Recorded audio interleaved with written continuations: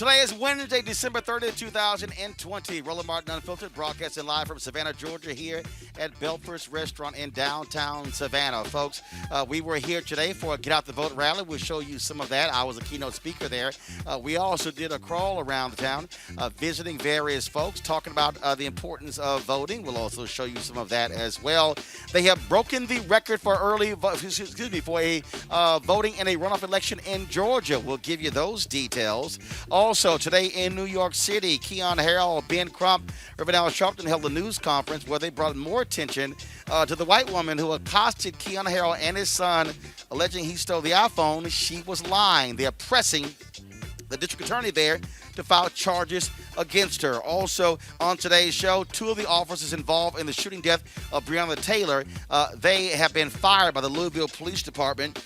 Also, the latest on the coronavirus vaccine, where a Republican congressman-elect out of Louisiana has died due to COVID. Also, remember Dr. Drew Pinsky did all those videos doubting COVID? Guess who's now COVID positive? Dr. Drew Pinsky. Also, folks, on the show, Joe Clark, the famous attorney, the famous principal out of New Jersey. Remember the movie Lean on Me? He has passed away. In addition to him, we also remember Ted DeLaney, who led the charge to change Washington and Lee University. And he also led the effort to wanting them to drop the name of Robert E. Lee from the university's name. The board will consider that next month. Folks, we've got a jam-packed show broadcasting live from Savannah, Georgia. Roland Martin Unfiltered. It's time to bring the funk. Let's go. He's got it. Whatever the miss, he's on it. Whatever it is, he's got the scoop, the fact, the find. And when it breaks, he's right on time and it's rolling. Best believe he's knowing. Putting it down from sports to news to politics. With entertainment just for kicks, he's rolling. It's on go, y'all. It's Roland Martin, yeah. Rolling with Roland now. He's funk, he's fresh, he's real, the best, you know he's Roland Martin now.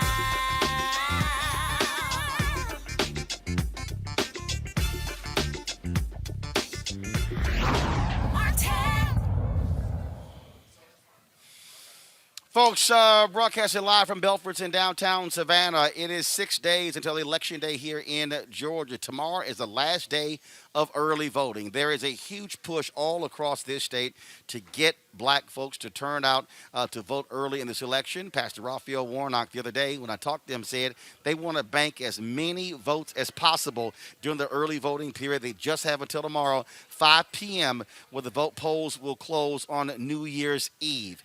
In addition, today, they announced that Vice President-elect Kamala Harris is going to be in Savannah on Sunday, the hometown of Pastor Raphael Warnock, for a massive campaign rally for John Ossoff as well as Raphael Warnock. On Monday, President-elect Joe Biden will be in Atlanta for his rally for them.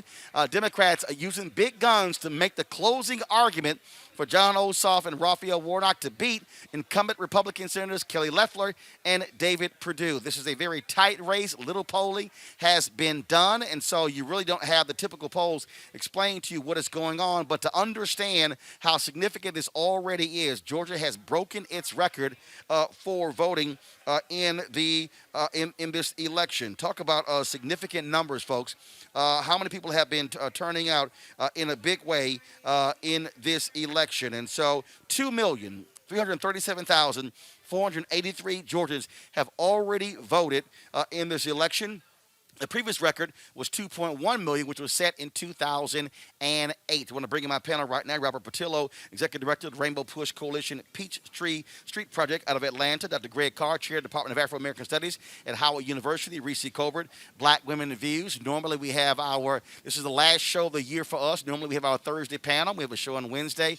Erica Savage Wilson, who normally is with us, she is in Albany. She said the death in her family is why Erica is not with us today. So certainly condolences go out to Erica. America and her family. I was in Albany yesterday, of course, for a Get Out the Vote rally, and also we spent some time doing our show there as well. Robert, I'll start with you. You're there in Atlanta. Give us a sense of what you're seeing and hearing. I was reading a tweet from Eric Erickson. He said he absolutely believes Republicans are sitting very well. He thinks Republicans are going to win both of these seats, yet there is significant energy out here in these streets. We have been to Albany and here in Savannah. We have been in numerous other places, and Democrats are feeling very positive about the ground game that they are seeing, especially all of these people who did not vote in the November 3rd election. 76,000 registered to vote in the runoff. Well, Ron, one of the important things to remember is that in a normal general election in Georgia, you only get about 10% in a runoff. So 5 million people vote, you get about 500,000 people who will show up for a runoff election. We have blasted past that number. We're close to 40. We'll probably hit 50% at least of what the general election numbers were, which is always better for Democrats. Taking also into consideration that you have 2 million people already who have voted early, that's also sways disproportionately towards the Democratic Party. And then we have the continuous issues of Donald Trump, while we are having this conversation, is still tweeting about the governor of Georgia, still tweeting about the Georgia Secretary of State. He will be here on Monday for a rally. And so the question is going to be, will he use that time to rally Republicans to vote for Loeffler and Perdue, or will he be talking about January the 6th, the crazy conspiracy theory they got going on there, and promoting himself instead and depressing Republican turnout on Tuesday, because Republicans depend almost exclusively on the day of election voting? Reese, that's going to be a huge deal, having dual rallies. Donald Trump in Georgia on Monday, Joe Biden in Georgia on Monday. Yeah, but I don't think you can underestimate the power of Donald Trump to rally his base. I mean, Republicans are higher propensity voters anyway. And so I don't think that we can rest our laurels on the fact that there is such high turnout, because we don't know how those votes break out. I just go back to the Texas early voting numbers, which were through the roof, particularly in Democratic leaning counties, and the Democrats got annihilated in Texas. It was closer than it had been in the past, but it was not close. And so I think that we need to continue to keep our eye on the ball. I applaud the work that they're doing. I know Black Voters Matter is getting a lot of attention for the millions of doors that they've knocked on. There's a lot of local organizing that's happening. Right. And, all eyes are on Georgia, but we cannot just assume that, Republicans aren't going to turn out, because they always turn out. And we can't assume that Donald Trump, regardless of the conspiracy theories about losing the presidential election, is going to be a demoralizing factor when it comes to senators. Because Donald Trump was very hopeful to the down ballot races when he was on the ticket in the general election. A little bit more hopeful than even Joe Biden and Kamala Harris were in those Republican leaning areas. Well, first of all, you're absolutely right, Greg Carr. First of all, no one is assuming anything. Clearly, Republicans are putting significant money into this state. Mitch McConnell, his PAC, has dropped $60 million. They know how critical this is. They desperately want to hold on to the Senate, because they know that if Democrats have a 50-50 tie, Vice President-elect Kamala Harris, she breaks the tie, so they want to hold on to these seats. And so, again, the part of the issue here is folks are sort of flying blind. The only thing that you have is you had very little polling taking place. My understanding is that Warnock is performing better than Ossoff, but the bottom line is the Warnock and Ossoff campaigns don't care about any of that stuff. Their whole deal is ignore any data, ignore any polling, drive the numbers. And so they really want to drive this last day of early voting, which is tomorrow. But here's the other piece. Typically, in most places, only 35% or so of black people vote early. And so it's a little hard to measure those numbers. Who turns out on Tuesday, January 5th, that will determine this election. That's exactly right, Roland. And I want to take this moment not only to emphasize this, but to thank you for the work you're doing. There's no other mass media, no media news outlet is doing what you're doing, literally on the ground, everywhere in Georgia, doing this in real time. So I wanted to say that, number one. There are a couple of moving parts in this. Reese is absolutely right. She nailed it. I mean, the white nationalists are very quiet with theirs, but believe me, we know that they have gone to the polls.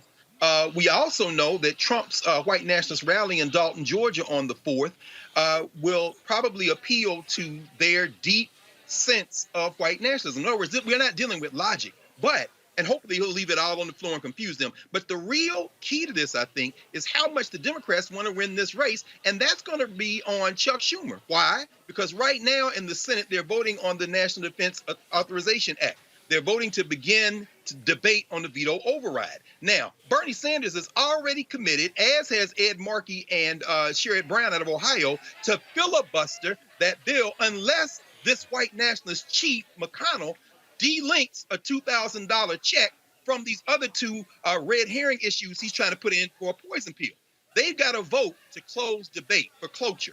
If the Democrats are serious, they will muster the 40 votes to block any closure, keep a filibuster going, force those two liars in Georgia, Letlow and Perdue, to vote either for or against that $2,000 and strip them of the cover that McConnell, who is pumping all this money into Georgia, has given them to go out there and lie to these silly white people by saying, oh, we're for the $2,000. It's a bold-faced lie. The question now is going to be whether the Democrats have the guts to back Sanders, who is being supported, again, by Brown and by Markey, push a filibuster, keep that Senate in Washington, D.C., through the weekend and force these people in Georgia to, in other words, that could dampen the white vote enough to combine with everything else, put those two Senate seats over the top of the Democrats. Well, and those particular points there, I mean, again, here's the deal, and this is very clear, Robert. We've spent significant time here. We've been in Metro Atlanta, Warner Robins, Columbus, 2 or 3 times, Albany, Savannah, Athens, Macon, Georgia. We've been all over. Gwinnett County, Fulton County, DeKalb County, you name it. And here's the deal. This is not about who can you persuade. This is all about turn out. Who can you turn out? What we do know is that black turnout, early voting, is ahead of November 3rd. That was key. The real question, Robert, what will these white independents do? What will these white moderates do? Are white Democratic voters in Georgia as intensely focused on this issue, on these races, and not just the 2 Senate races, but the Daniel Blackman races, that race as well, the state race, the three runoffs? Are white voters are as intensely focused on this? Your perspective? I think they are. And I think you have to separate into a couple groups there. When you talk about white voters, when you're looking at your college-educated, progressive, urban whites, then yes, they are very motivated and interested in these issues. But when you talk about swing voters in Georgia, those white independents don't exist. Those are Republicans who don't put on the MAGA hat. When you're talking about centrist white voters or white working-class voters, that doesn't exist. They haven't put their MAGA hat on in public yet, but trust me, they're voting on the other side. So what you have to focus on is making sure that you're turning out your base. Stop looking for these imaginary people who left the Democratic Party in 1984. Stop looking for those imaginary Rust Belt, blue-collar voters to come back. They don't exist anymore. Get over there to English Avenue. Get over there to Bankhead. Get down to Victory Drive in Columbus. Go over to River Street.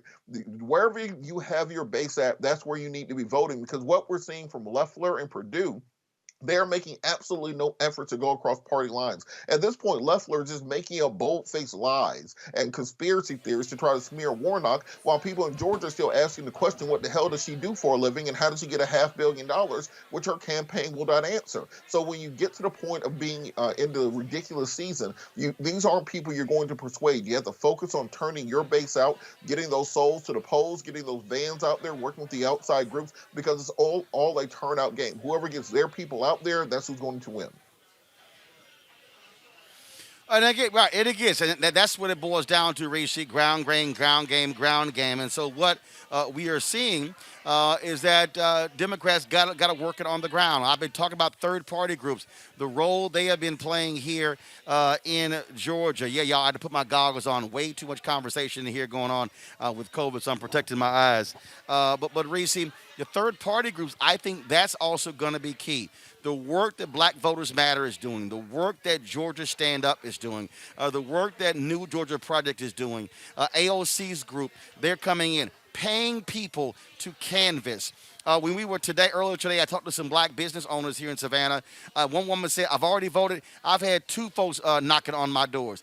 We were in Albany. They said that they've never seen this type of intensity of people knocking on doors as well. Remember, during the general election campaign, the Biden campaign for the longest said, because of COVID, we're not going to do any door knocking. Then all of a sudden people said, damn that, we got to go knock on doors. You got to be able to touch the people in those rural areas. That's where this is going to be won or lost. Democrats, Reese, keep talking about the suburbs, but part of the problem, as you mentioned in Texas, is that they kept focusing on the suburbs, but they got clobbered in rural Texas. You can't ignore black folks and Latinos and in those rural areas, because you can't have 80-20, 70-30. You need to have a 65-35, 60-40 to give Democrats a chance to win here in Georgia. Absolutely. And I think that those third-party groups are very key in getting that rural vote, because the Democratic Party just does not have the infrastructure. They haven't invested the infrastructure in those areas. I also, we haven't talked about it yet, aside from you mentioning it, but I do think that the presence of Vice President-elect Kamala Harris and President-elect Joe Biden will also have a galvanizing impact. It definitely shows the level of importance of these 2 seats.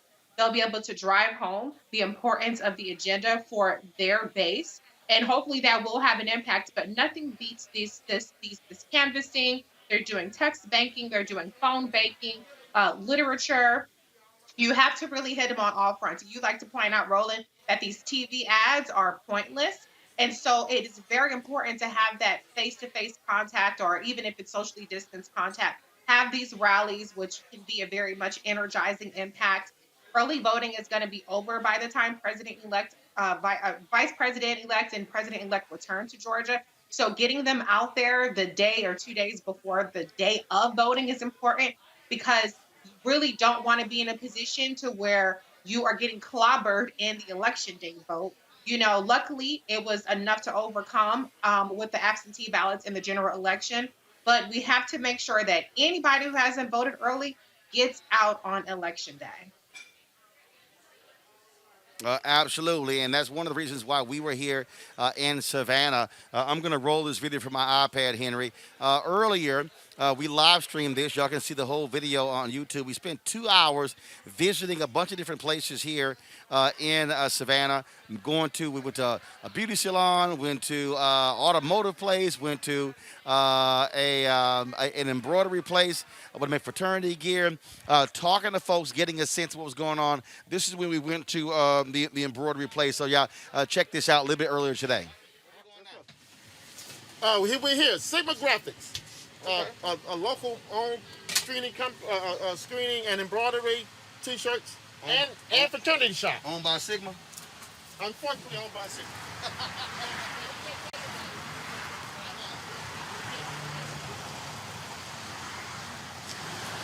Hey, my brother, how you doing? All right. Let's see. Look out for you. Yes, sir. Yes, sir. I appreciate it. Let this be a beginning of a new relationship. Yes, sir. Okay. I want to introduce you to Roland Martin. Roland Martin is in Savannah. All right. This is the Y'all good? owner of Sigma Graphics. He and his brother. He's also spearheading the Worn Out campaign for Chatham County. Okay. And he's here, and he has a whole team coming all the way from Atlanta to get the vote out, because he knows how important it is. How's it been going so far? It's going pretty good. Right now, we got people out in the corners waving. We got kind of events. We got rallies going on this weekend. We had a rally pretty much every weekend so far. So it's looking good. We definitely need to get some more people out. The numbers are a little low downhill, so we need to do a little better. But we're working. It's nice to have you here. We appreciate any kind of help we can get down here to get that word out in Savannah. No, absolutely. Glad to be here. I'll tolerate you being a Sigma. I'll tolerate Sigma Graphics, so you got to walk in the Sigma lane. I figured that. It really should be called Alpha Graphics. No. That's a print shop here. They just do business cards. It should be Alpha Graphics. That's what it should be. How you doing? This is Kelly, my business partner. Kelly? Kelly Fletcher, nice to meet you. All right, good to meet you. Absolutely, And, glad to have you. We got I'm the president of the Black Chamber here. Okay. And so we got some of our members here from different businesses here that came out to support. Mm-hmm. All right. Come on, go ahead. Thank you. Yo, what's happening? Hey! How y'all doing? Y'all good? All right, how's it going? What's happening? What's happening? Little bling bling man. How you doing? How you doing? You all good? All right then.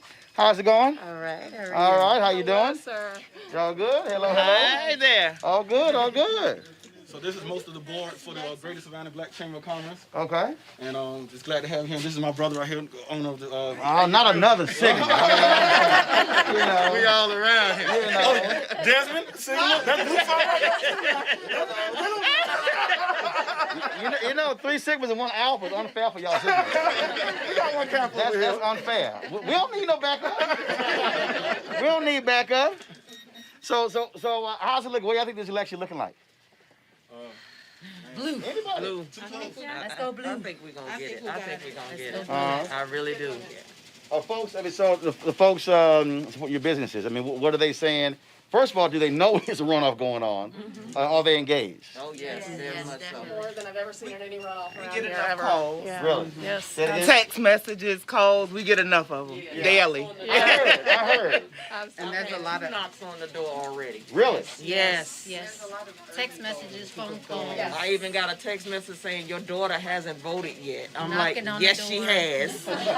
Emails. I've gotten them Live in all. the crib, but she ain't vote, huh? Yeah. Okay, I got you. I She got got you. me up. All right then. Well, that's one of the things that you said you got 2 knocks. Yes. Now, we've been in Columbus, Macon, Warner Robins, Albany. My goodness, this is our 2nd time or 3rd time here. And one of the things that folks, they said they've seen more canvassing than they've ever seen. Yes. Yes. Yeah. And it's a good thing. And it's a good thing. I'm putting a sign on my door saying I voted. Leave me alone. Like, man, that's Jehovah's Witness rolling up on Exactly. And my mom is 74, and this is like her first time voting ever. Are you serious?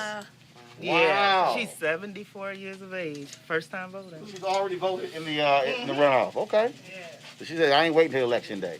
Well, that's the other deal. First off, for African Americans, even though we focus on the early voting, only about 35% of black folks vote early. So most of us because we were denied the right to vote, it is, especially for older voters, it's something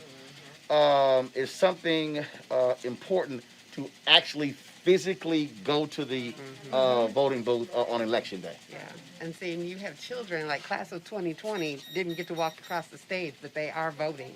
Okay. Yeah, we have a freshman in college this year, and she's been really involved and excited because she's really seen that her voice matters in a way that, I don't know that my first election, I don't know that I felt like that she knows every vote counts now.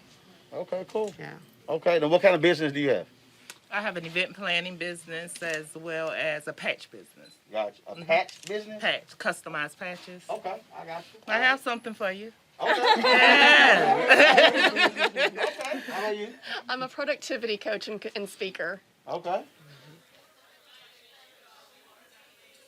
All right, folks. You can see more of that on our YouTube channel, and so it was great to be out there. Greg, before I go to the rally that we had, this was one of the reasons why we wanted to spend the time on the ground, because you get a better sense of what's happening. In a moment, we're actually a little bit later, we're going to talk with the owner of this restaurant to talk about how COVID has impacted him. We'll talk about PPP loans. We'll talk about all those things along those lines. And when we were talking with the state senator, as we were breaking this thing down, he talked about how black businesses are being impacted. One, this is precisely what black media should be doing, bringing our perspectives on the ground of what's going on, because that's how you really get an understanding. Look, we travel all over this state covering John Ossoff and Raphael Warnock. But if you don't talk to the folks, you don't really get an understanding of what they're thinking, what they're feeling. And that's one of the reasons why we want to do today. In fact, that when they did to me, Greg, they had me going to a restaurant for lunch, and then they had me going to seeing the mayor. I'm like, no, we're not doing that. I said, I saw the mayor now last time. He said, Alpha brother. I said, I appreciate him. I said, no, we're gonna hit some stops. And so we hit a black on the black on florist here. Like I said, an automotive shop, a black beauty salon. That's what it was all about, to get a sense of these owners, what they are experiencing. And in fact, the state senator, I'm talking to him a little bit later, he's a dentist. He said that normally he sees 25 patients a day. That's now down to 8. because of COVID. He said tourism is the number two economic driver here in Savannah. He said they went from 90% occupancy to 20%. That's the condition of the economy that we're talking about here. And so that's one of the reasons why I wanted to hear directly from them how they are being impacted. Well, Roland, well, first of all, we let that signal pass with Colin. If it was an outfit, it'd be a print shop. We're gonna let that shade pass because it really speaks to the point you're raising. You are doing something that is really unprecedented in the 21st century. There was a time when Black folk were driven by local community information. Even the Pittsburgh Courier, the Norfolk Journal and Guide, or the Chicago Defender had to cover local news. And so what you have now replicated, what you're pioneering, is going into the places where our people are. And you're not just doing Black folk. Man, when I watched you yesterday with O.J. Simmons from Four Directions, Native Americans in Georgia, talking to them, listening to those concerns, reaching out to them beyond Atlanta, beyond Savannah, beyond the Macon, or beyond Albany. What you're doing is reconnecting to the way that community is built. And the fact that you're doing it, by the way, I saw that mothership you pulled up in, brother. I'm assuming Roland Martin and Filthy's conscious that that's the more firepower you're waging. That's not MSNBC. That's not C-SPAN. In fact, I haven't watched any of those in well over a month. And when I do sample them on YouTube or something, you realize they are ridiculously inept at talking about things they should be dealing with. So what you are doing, in fact, I'll end with this. When you walked in there and you said, hey, y'all, you heard other people say, hey, that's where our people are, man. So as Reese has said, and as Robert has said, those are the 2 and 3 votes in each of those rural areas that will put it close enough for the back to be broken on election day. But what you're really modeling for us is how Black media, in fact, all media, should be covering stories, not just in this country, but around the world. So much credit to you, brother, and thank you. And Roland, can I say one thing to your point?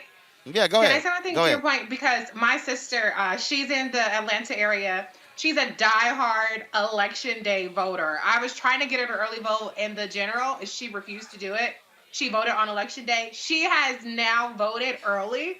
And one of the things she said is, okay, maybe I'll stop getting these text messages. So the outreach is working. They're getting diehard election day voters in there early, and then they can focus on whoever's left to turn those folks out, those lower propensity voters on election day.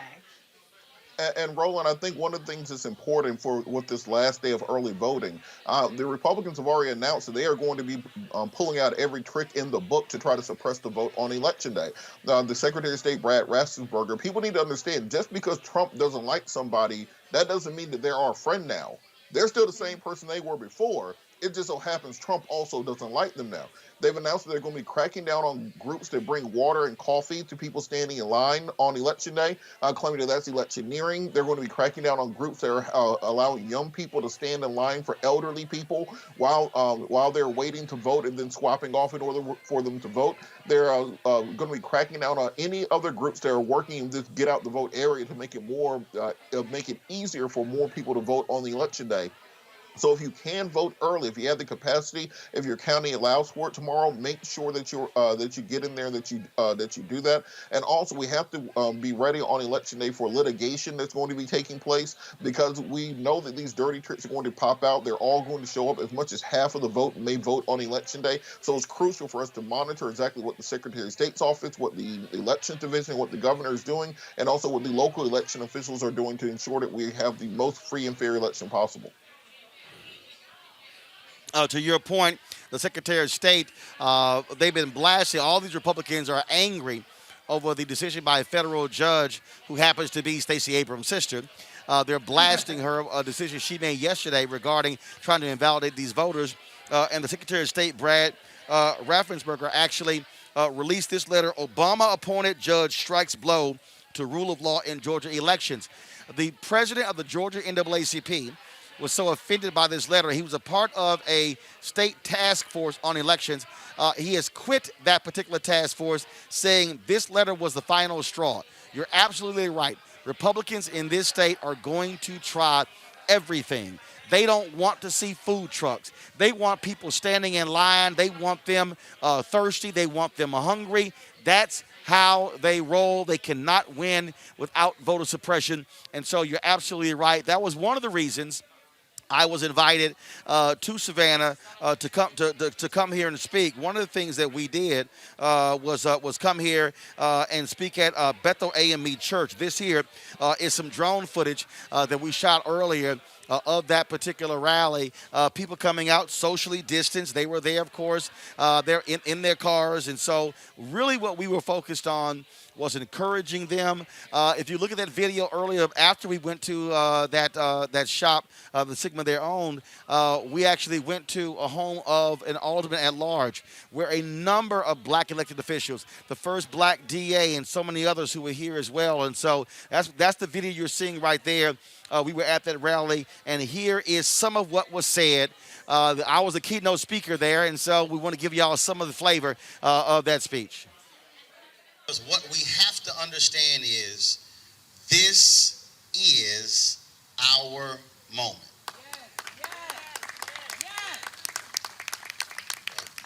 You have been living in a state that for decades has been defined as a red state. See, this is not a elephant or a donkey thing. This is not a red or a blue thing. This is not a D or an R thing. For black folks, it's a right or a wrong thing. But I need the folk today to understand that the election taking place on Tuesday is not about 2021 or 2022. You see, last month I turned 52. I have 9 nieces, 4 nephews. And so the work that I do today, my parents are 73, they work the polls, they are very involved in politics, but the work that I do as a journalist in terms of advocating for our people and using the power of the media is the same thing that Ida B. Wells Barnett did, Frederick Douglass did, Robert Abbott with the Chicago Defender, A.I. Scott with the Atlanta Daily World, exactly with the Pittsburgh Courier. They use the power of the media to inform our people to change the condition for the next generation. And so my fight today ain't about me and my pocketbook. It's about what kind of America my nieces and nephews are going to have when they are adults. And so that really has to be how we are looking at this election, is that when you go into that voting booth, you are not voting for you are actually voting for your children's children. So all of this intensity we have to keep this up after the election. And even if Ossoff and Warnock win, we can't say, hey, cool, they won. No, because now you got to do what you said you were going to do. If Ossoff and Warnock wins, the George Floyd Justice Act becomes law because it's already passed the House, it can pass the Senate. If Ossoff and Warnock wins, the John Lewis voter bill gets passed, and then we are able to fight voter suppression in this country. If Ossoff and Warnock win, now you begin to have a different conversation about criminal justice reform in this country and in terms of changing our laws and making things better. That's if that happens. But if it doesn't happen, here's what will happen. Mitch McConnell will vote on nothing. He will do what he has done for the last 4 years. He will block everything. Frederick Douglass said, agitate, agitate, agitate. Power concedes nothing without a demand. Never have, never will. Well, we are sitting with power in our hand, and we can walk into a ballot box and use it. And I dare say, Savannah, this is the moment where you tell Kelly Loeffler and David Perdue and the Republicans in this state, if y'all think y'all ready for a fight, y'all have not seen a fight until you see our people swinging every single day using our power. And if somebody tells you that they are unwilling to fight, all you got to do is quote my frat brother, Vertner Woodson Tandy, one of the founders of Alpha Phi Alpha, who said this here. He said, we will fight until hell freezes over, and then we will fight on the ice. Savannah, it's time to fight. Fight for your right, fight for your power, fight for your issues, and it's time for us to send a signal, do not mess with us, because we're going to show you how to fight. Thanks a bunch. Here, put that one on her. Got it. All right, folks, we're back here at the restaurant Belfast. This was suggested by Savannah Alderman at Large Gibson Carter. We part of our crawl, if you will. We stopped at her home. A number of other elected officials were there, and she said, "Y'all should do the show from Belfast." We were like, "Okay, we hadn't picked the place yet, so that's why we're here." She joins us right now. How you doing? Martin, and welcome to Savannah. Yeah, certainly glad to be back. So let's talk about your sense of where we are in this election. What is happening out here in Savannah? What are you seeing? What are you hearing? What's happening? Well, listen, the fact that you are here in Savannah means that we are special. Something really, really special and unique happened in the last election. Chatham County not only was on the map in Georgia, Chatham County was on the map in the United States. And we want that same resounding message to ring clear across the nation to let them know that Savannah, Georgia, Chatham County will be impactful in this election season. In 2019, our electorate here in Savannah spoke loud and clear and voted an almost entire council out and a new council in. And that signaled that they were ready for change. Not only are people ready for change here in Savannah, black, white, brown, green, Hispanic, African, you name it. People want change across the land. And so we are here to represent that change. We, right now, for the first time in the nation, have a supermajority African-American council comprised of 5 African-American females. And so we can really turn this city around, turn this state around. The city of Savannah generates the most money for Georgia, only second to Atlanta. We have one of the wealthiest ports in the nation, and we boast of being the tourist capital of the South. With all of that wealth and resource, we still make up twice the national average in poverty. And we are here to declare that it is time out, and it is time for a real change. Not status quo, not business as usual, but we have come here to take our city back, not for ourselves, but for our people, those who are among the least, the lost, the left out, and the last. Are people understanding the connecting of the dots, the role that Ossoff and Warnock, how important that will be, not only, of course, in Washington, D.C. with national policy, but again, having 2 Democrats serving as United States Senator? I mean, that's power, how they can actually maximize that to bring things back to Georgia. You know, that's a great question, and I'm so proud to say yes. Yes, our citizens know exactly what's at stake here. They know that having Kamala Harris and President-elect Biden in office is not enough. We need Warnock and we need Ossoff. Without them, we are essentially at a stalemate. And so what we are going to do is signal the fact that our electorate is intelligent, our electorate is plugged in, and our electorate is engaged. They are smart enough, they are intelligent enough, and they are motivated enough to cast their ballots, go back to the polls on January 5th, and make their voices heard and their votes count. Now, in terms of one of the things that we saw, some 76,000 folks who did not vote in November 3rd have already registered. More than half of them are people of color.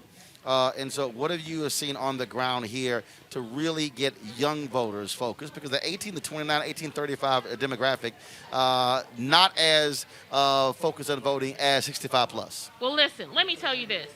The day we woke up on election morning, and my 18-year-old daughter, who is a newly registered voter, woke up and said, "Mom, I'm in line at our precinct," and I was still in bed.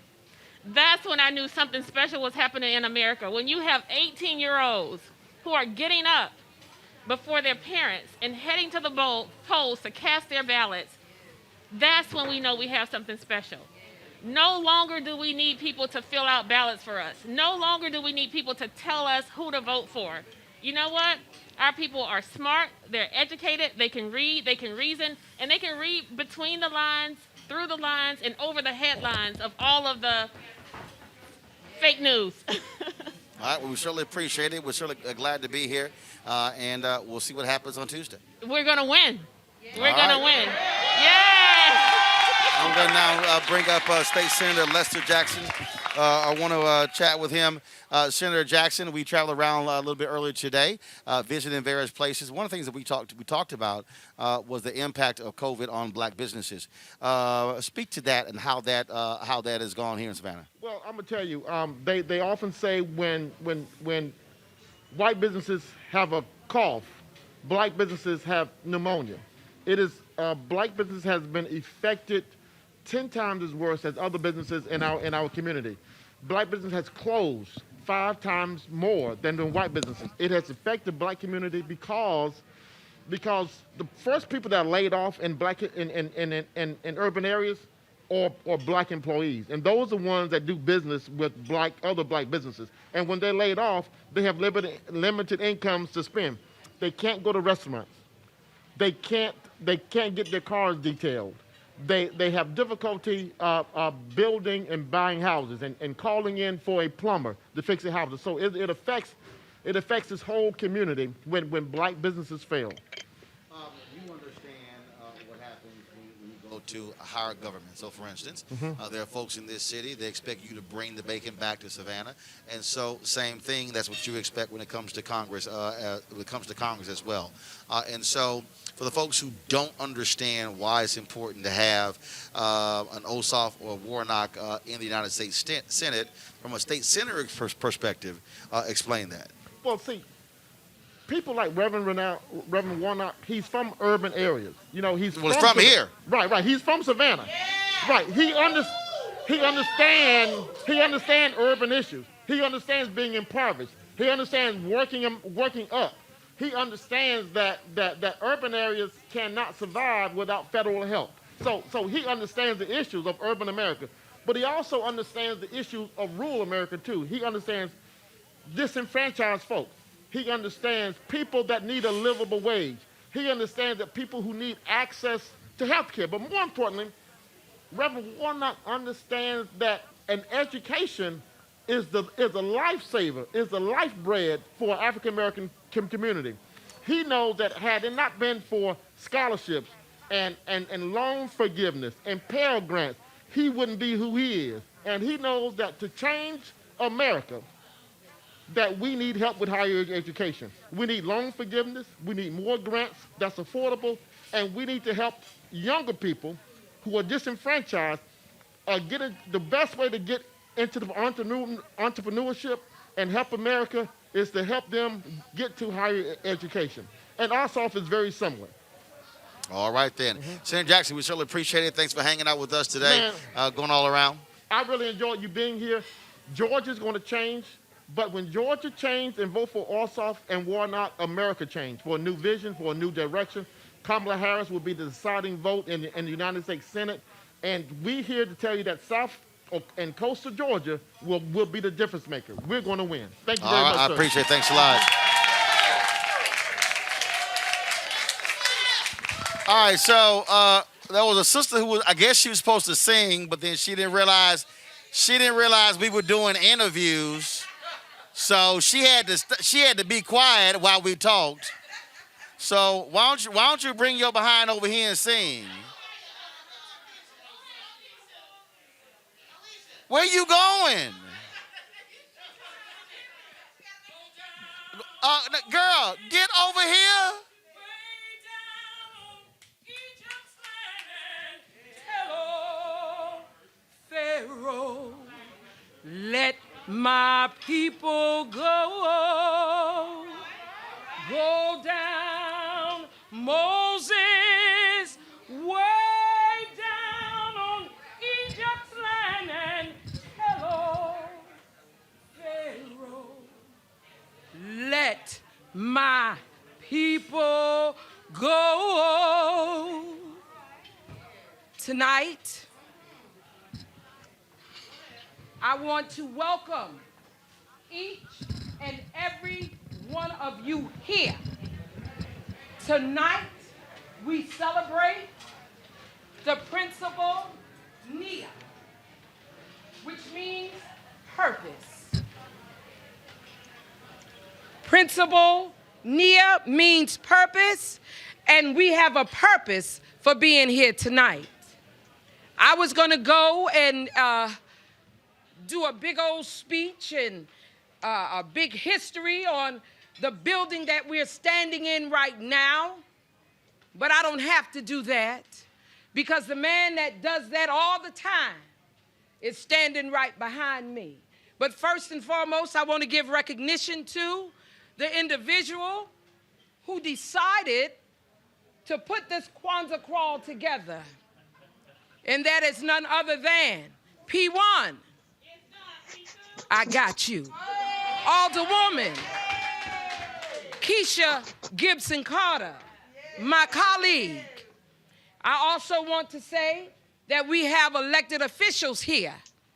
And I would like for each one of our elected officials, I know we have folk that are standing right now. I can't call all of you by name. If I could, I would. But if you just throw your hands up and let everybody know that you're here. And our special guest, the one and only, none other than Mr. Roland Martin. I want to say thank you. Thank you so much for dropping all those jewels and pearls of wisdom today.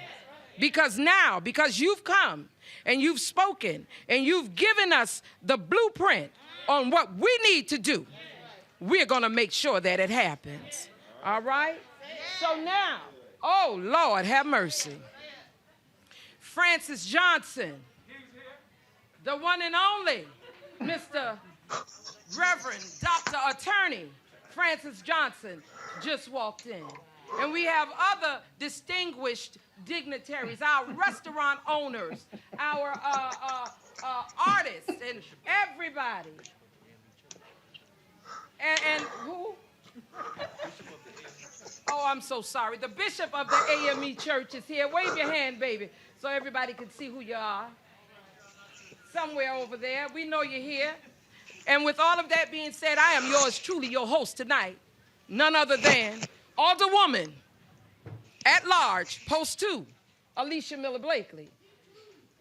I'm not going to hold you any longer. Like I said, I had a whole spiel planned for tonight, but God's grace, favor, and mercy allowed Mr. Roland Martin to come here, and we're going to let him do what he do, but we're also going to bring up none other than, yeah, we're going to let you do what you do, because guess what? Hold on, y'all. He's in our house right now. Show us what you do. We going to commercial break. When we come back, we're going to talk about Keon Harrell's news conference with Ben Crump and Reverend Al Sharpton in New York. You're watching Roland Martin Unfiltered, broadcasting live from Belford's here in Savannah, Georgia. We'll be right back.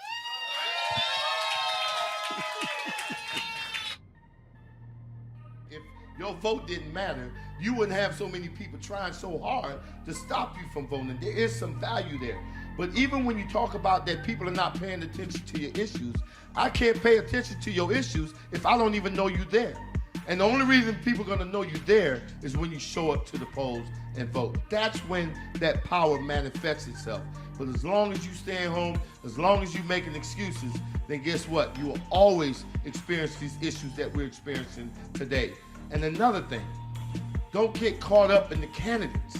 Right? There's no such thing as a perfect candidate, but you should be going to vote for the most important person, and that is you and the one you love. You talk about you'll fight for the one you love. You're willing to die for the one you love. You need to ask yourself, are you willing to vote for the one you love? Because if you don't, there's going to be somebody's neck on yours pretty soon.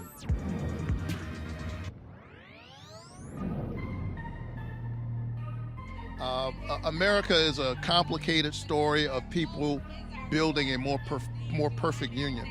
And if you don't think there's been any change, you should sit down with Andrew Young. You should sit down from some of the folks in that generation who know the distance we've come. And as we continue to push hard, change comes. The other side knows your power. The other side knows your voice. That's why they're engaged in voter suppression. If you weren't so powerful, they wouldn't be trying so hard to stop you from voting. And so you ought to stand up in this defining moment in American history and win the future for all of our children. We're at Mom's Kitchen in Preston, Georgia. It's a family business. I enjoy making people happy, giving them a good meal. But since COVID, we had to close our main dining room. We lost all of that business. And we used to do a lot of caterings. We can't do any of that anymore. David Perdue knew what was about to happen. He was getting classified briefings about the pandemic. But instead of him being concerned about us, he off selling stock. We had no idea we'd have to close our businesses off, we'd lose caterings, and so many people died. And then when we needed help the most, he fought against the stimulus checks and to cut unemployment insurance. Perdue needs to come out and Ossoff in. Early voting starts December 14th. You gotta make a plan to vote. I'm John Ossoff, and I approve this message.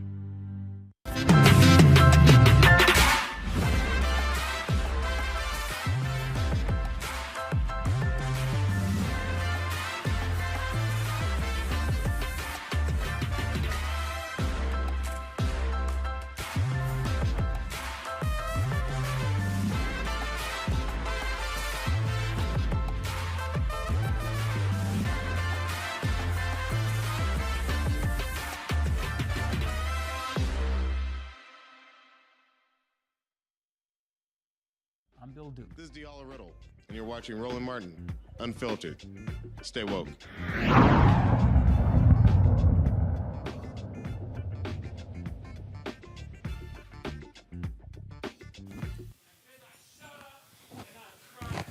All right, folks, welcome back to Roland Martin Unfiltered. All right, so I was on the YouTube feed. Reese, Greg, and Robert, folks were saying, who was doing all that laughing back there?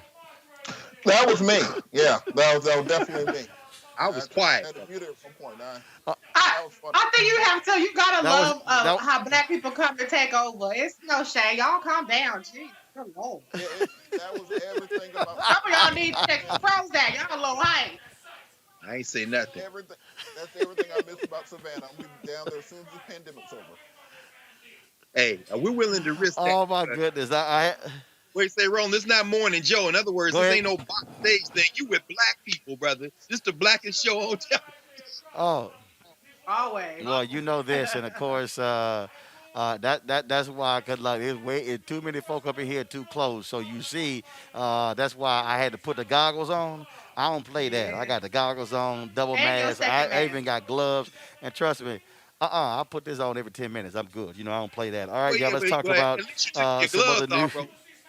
You had your gloves on outside. Yeah, well, I had the gloves on outside because everybody wanted to shake hands, but I fist bump. I don't shake hands. Then what they do is folks want an elbow touch. No. My arm is longer. I ain't touching elbows. I extend the whole hand out. So that's right. No, we keep distance away. Let's talk about some other things in the news today, folks. Officials in Boston, they have removed a statue of Abraham Lincoln with a formerly enslaved person at his feet. The statue depicts Abraham Lincoln holding his hand over a kneeling black man, a figure modeled on Archer Alexander, who was the last man captured under the Fugitive Slave Act. Earlier this year, protesters demanded the statue be removed, citing it was demeaning and lacked proper context. Agree or disagree, Greg Carr? That's tough, man, because as you know, the original of that statue is here in Washington, D.C., and Frederick Douglass spoke at the dedication of that statue, which is in Emancipation Park. It was the first statue that black folk helped raise money for. In fact, it was the Sister Charlotte Scott who put the first $5 on it. And at the dedication, Douglass took the opportunity to roast Ulysses Grant, who was there, for basically backing up on the promise of Reconstruction. And then he wrote a letter later saying, yeah, I don't know if I'm with this kneeling black. We need more than one statue. So there's a mixed legacy to that. It's a really mixed legacy. I could have gone either way on it, but I don't never like to see no black man kneeling down or black woman, especially with the fraud known as Abraham Lincoln, who gets way too much credit for something that we did ourselves, which is free ourselves.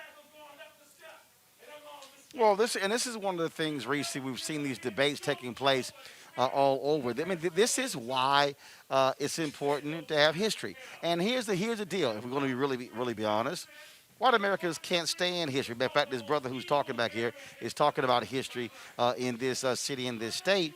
But we've always had white folks defining what history is in America. Now you have black folks who said, no, let's redefine his story as opposed to history. Yeah, but I mean, I agree with Dr. Carr on this. You know, you always have to defer to Dr. Carr on matters like this.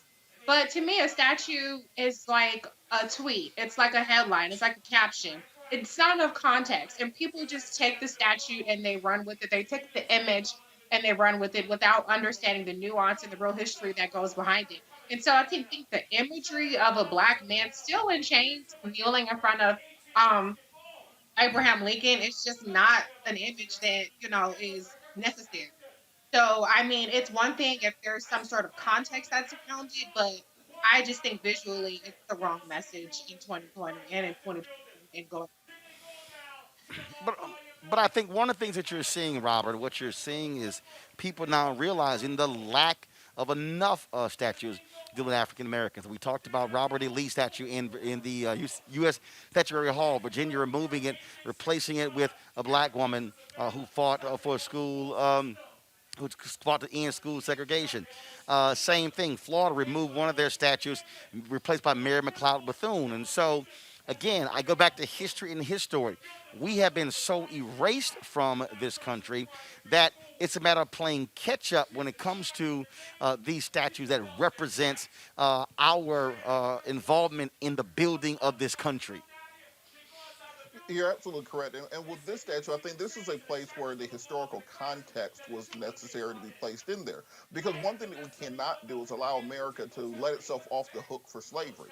Many people have forgotten about the institution, or they believe that was so long ago that it has no impact on the on society today. I have one of my great aunts who helped raise me, was born in 1888 and went to school with Booker T. Washington. The generation that she grew up with were enslaved and could tell firsthand accounts of what they went through, what that generation after Reconstruction was. So when you take down all of the markers, when you don't add the necessary historical context, you allow white people in this country to pretend that it never happened, or to act as if it was so far gone that there's no way to put in the type of reparative and restorative measures that are necessary in order to ameliorate the harm that was done by it. So in this case, for this particular statue, I would have liked to see them add more context to it, explain exactly what this statue was commemorating, because also many people don't remember that there was slavery in the North. We think of it as being a simply Southern institution, but up and down the East Coast, many of those trading empires, much of the money that went into Wall Street and the money that founded this country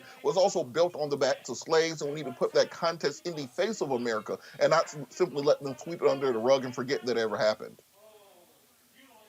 Well, when you talk about not letting folks off the hook, that today in New York City, there was a news conference with Keon Harold, attorney Ben Crump, and Reverend Alice Sharpton. Keon Harold was on our show yesterday. He is the brother, of course, who was accosted by a white woman at a New York hotel who attacked him and his son, suggesting that his son stole her iPhone. Well, he didn't. An Uber driver later returned it. Well, Ben Crump and others, they say it is time for the New York District Attorney to press charges against this woman for assault. Here's Ben Crump at today's news conference. So many of our brothers and sisters being falsely accused and losing their life and their liberty for decades in prison. I mean, there are thousands of black men in prison because they were racially profiled and falsely accused. So this has larger implications. I mean, it was Emmett Till who was falsely accused and racially profiled that led to him being lynched. And so it is a larger conversation that has a larger impact on society. And if we don't hold this person accountable to show that there's not a double standard in America, that we can't have these two justice systems in America, one for black America and one for white America. Because we know without a shadow of a doubt, Reverend Al, if Keon, if the roles would have been reversed and you had a black adult tackle a white teenager and falsely accuse that white teenager of taking the cell phone, we know that he would have been arrested for assault and battery And so we're looking to the NYPD and we're looking to the Manhattan District Attorney to say, are you going to join in the racial profiling? Or are you going to do your job and deliver equal justice to send a message not only to this family, not only to New York, but to America and the world, that equal justice under the law for all American citizens, so our children will know that it is unacceptable to racially profile them. And if you do it, that there are going to be consequences. Because wasn't it in at Times Square with Central Park here in New York, where we saw a black man be racially profiled, and thank God that we have video camera. Can you imagine what the narrative would have been if Keon Harrell had not videoed the incident on his cell phone? Just ponder that for a second, what the narrative would have been. Because we understand that this person already, Attorney Craig, is trying to allege that she was assaulted by Keon. Now think about that. She is enraged. She's coming at this young man, his son, his cub, who she's never met before in his life, making these wild accusations. I mean, clawing, tackling him. See, you only saw the video that Keon was able to capture on his cell phone. But we know that the hotel surveillance video has it all. Yes. And you see his son being attacked by this woman. You see him being attacked by this woman. They didn't attack her. She attacked them. And all he was doing was trying to protect his cub, as any good parent would have done. And I'm sure you all saw the interview, the only interview that his parents allow him to speak and will allow him to speak, where he said, I don't know what would have happened if my father wasn't there.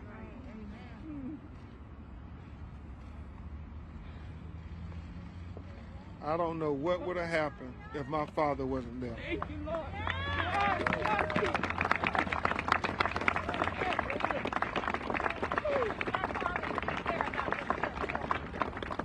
And so, it is, I get a little choked up, and I'm sure many people of color get choked up, because so often black men get stereotyped as not being there for our children. Well, thank God we have video documentation that we are here for our children, and that we love our children just as much as anybody else love their children. That's right.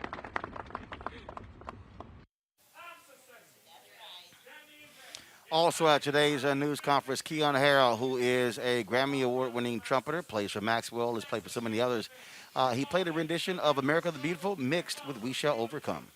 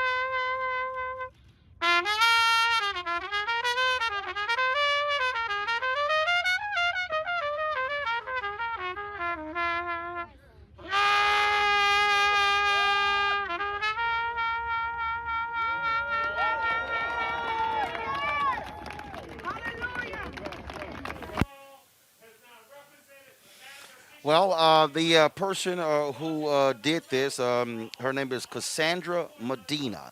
This is her photo right here. Her name is all over social media.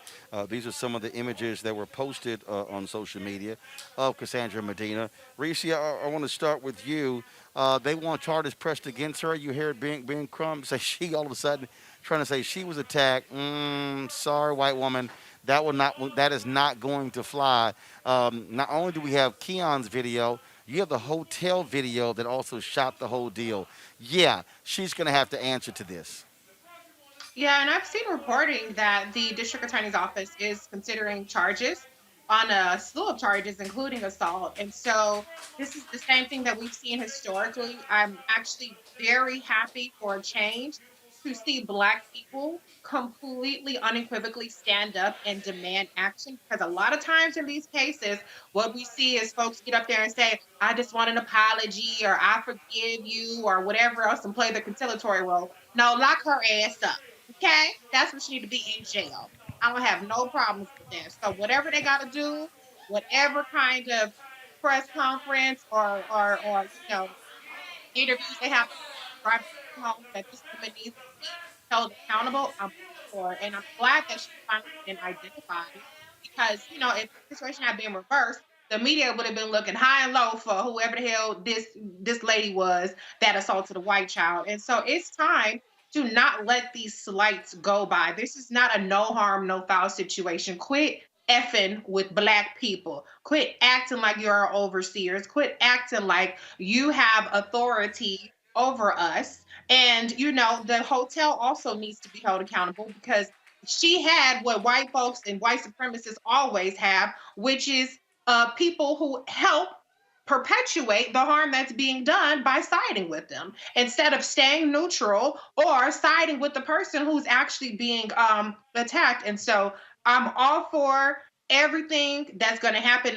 The Central Park lady that they referred to earlier, the bird watcher said he didn't want all the stuff to happen to her. Nah. We're not doing it this time. Cassandra, your time is coming, girl. And you lucky that you didn't get slapped First of all, down to the ground. Charges is actually, to me, milder than what the average Black mama would have done. But luckily for her, it was a man on woman situation. So all he could do was protect his cub. I like that they're saying cub instead of a mama who would have beat her ass down. well, first of all, I'm shocked that you actually said effing and not the actual word. But let's go to Robert Patillo. Yeah, I know. That's her early New Year's resolution.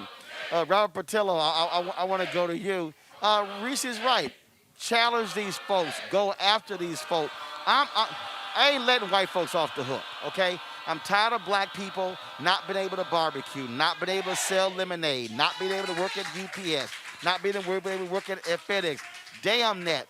Go after all of them. Well, you have to understand that second-class citizenship has been so ingrained into African Americans over generations that it's reflexive for many. We apologize to them for getting hit. We apologize for them for having to inconvenience them by putting our Blackness near them in many cases. So I think it is important for us to understand that as first-class citizens, as modern-day 21st century African Americans, we have every ability and every right to be protected. And I still think we have to get to the point in our criminal justice system where you do not need to have video footage in 1080p or in 4K in order to receive justice in this country. What we saw from the Justice Department on the Tamir Rice announcement that they will not be investigating is that the video was too grainy, as if you have to have Steven Spielberg to direct a video in order to receive justice in this country. And even if you look at the difference between the white college student from Georgia who's down in the Cayman Islands who committed an actual crime and got sentenced to a couple months in jail for committing a crime, and 2 United States senators and the governor are trying to get her out of that, versus a young African-American male in New York who committed the crime of simply walking by a white woman who was confused. And the fact that if it was not for video, if it was not for his father being there, he more than likely would have been detained by the hotel, may have been investigated by police, may have even been taken into custody and spent a night in jail because this woman accused him of this, because there's always this presumption of criminality of African-American men, particularly when it comes to interactions with white women. This the tale as old as time, even though there's rhyme. And until we break that cultural stereotype, we're going to have to continue to fight these battles. Super Mario was rescuing the blonde-haired, blue-eyed woman from the castle, and all King Kong was kidnapping and taking the blonde-haired, blue-eyed woman to the top of the Empire State Building. We have to break this ingrained nature of generational self-hatred, of second-class citizenship, and understand that the rule of law is meant to protect us just as much as meant to punish them. And Greg, we cannot forget Khalif Browder, accused of stealing a backpack, spends 3 years in Rikers Island, finally released. He commits suicide because of the PTSD and the trauma and the abuse that he suffered. A simple allegation of theft.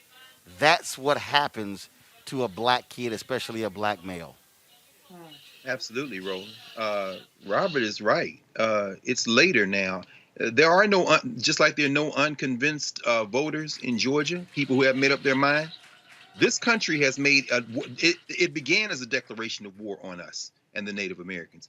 And Reese is right. It's time for this to end. With all due respect to Brother Crump, I think the most valuable thing he said in what he was saying today was this.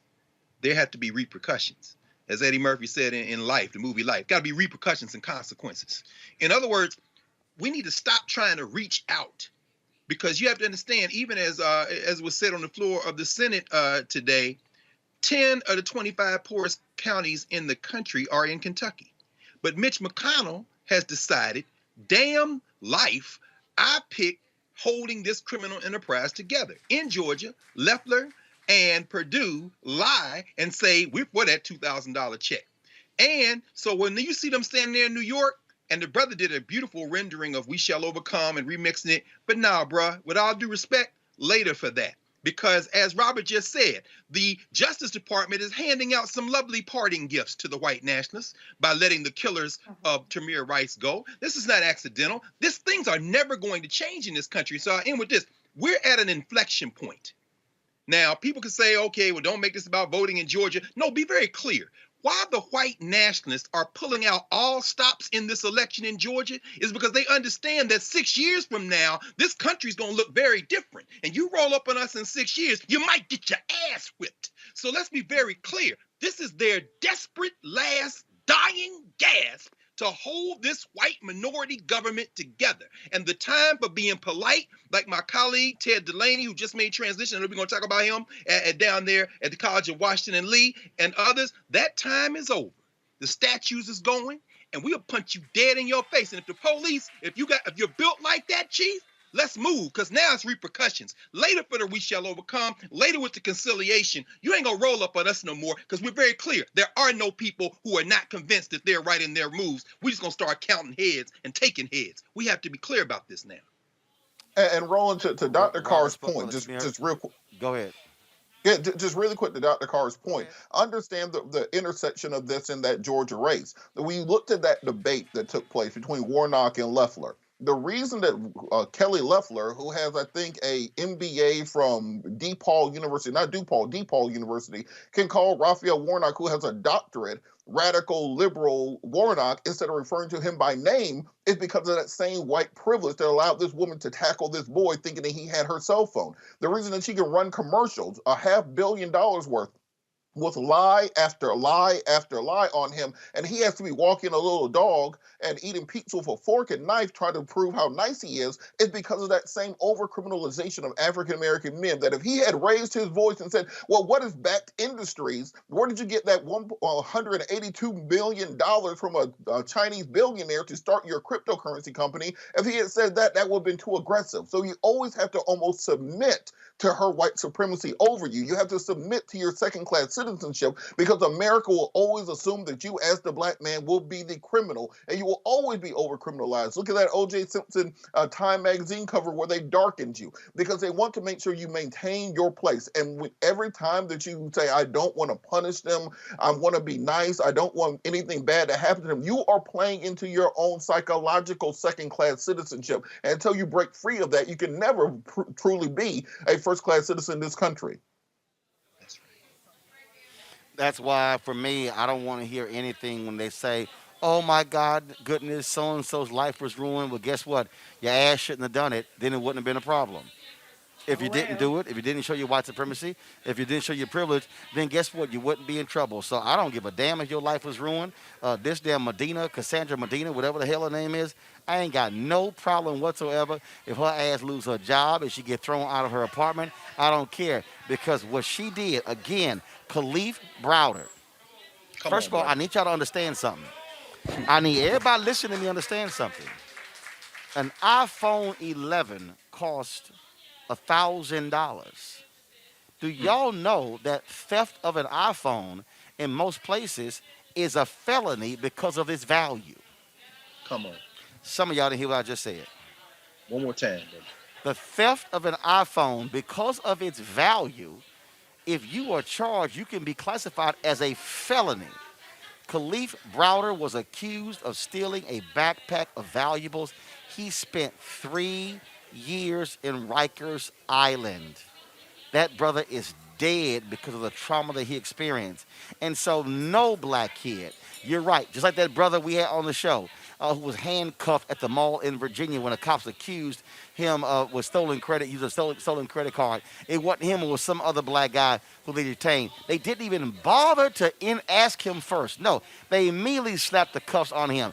Damn that. I don't want to have to experience getting cuffs slapped on me, being wrongfully persecuted. We've had too many black men who have gone to jail for 15, 20, 30 years as a result of this nonsense. And so, no, it's time is over. I ain't apologizing. Damn that. If her life gets destroyed, fine. And I want Reese, throw her punk ass in jail as long as you need to, so she'll learn her damn lesson.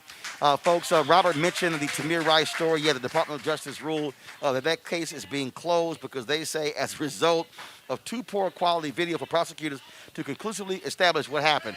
We all know what the hell happened. We saw the video. This ain't that hard. But this is also part of the issue when you talk about a police officer who had issues with another police department getting a job in another police department. That's always been a problem. And speaking of that, in Louisville, they're moving to try to fire 2 of the officers involved in the shooting death of Breonna Taylor. The officer who obtained the no-knock warrant and the officer who fired the fatal bullet that struck Taylor received notice this week that the police department intends to fire them.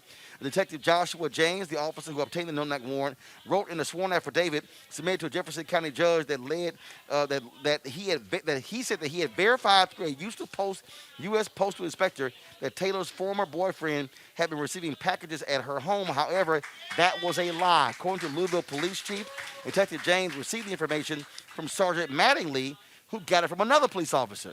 So you got hearsay. The police department spokesperson says the 2 officers will have the right to a pre-termination hearing before officially being fired. So basically, Robert, they lied.